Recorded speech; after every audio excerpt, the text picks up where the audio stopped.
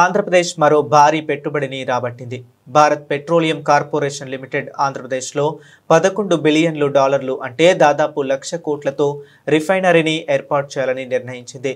రామాయపట్నం వద్ద రోజుకు 1,80,000 నుంచి 2,40,000 బారెల్స్ ప్రాసెస్ చేసే సామర్థ్యం కలిగిన కొత్త గ్రీన్ఫీల్డ్ రిఫైనరీ ప్రోటోకెమికల్స్ కాంప్లెక్స్ ను నిర్మిస్తారు. ఆంధ్రప్రదేశ్ ప్రభుత్వం ఈ ప్రాజెక్టుకు 6,000 ఎకరాల భూమిని కేటాయించింది. వెంటనే నిర్మాణాలు ప్రారంభించి జనవరి 2029 నాటికి వాణిజ్య ఆపరేషన్లు ప్రారంభించనున్నారు. బీపీసీఎల్ భారతదేశంలో రెండో అతిపెద్ద ప్రభుత్వ సంస్థ. ప్రస్తుతం ముంబై, కొచ్చి, బీహార్లోని 3 రిఫైనరీల ద్వారా 7,06,000 బ్యారెల్స్ సామర్థ్యాన్ని కలిగి ఉంది. ఈ కొత్త ప్రాజెక్టు దేశ రిఫైనింగ్ సామర్థ్యాన్ని మరింత పెంచి పెట్రోకెమికల్స్ ఉత్పత్తుల డిమాండ్ను తీర్చిదిద్దడానికి సహాయపడుతుంది. ప్రభుత్వం కేటాయిస్తున్న భూమిలో కోర్ రిఫైనరీ ఆపరేషన్లకు 3,352 ఎకరాలు, టౌన్షిప్, గ్రీన్ బెల్ట్, ఇతర సహాయక సదుపాయాలకు మిగిలిన భూమి వినియోగిస్తారు.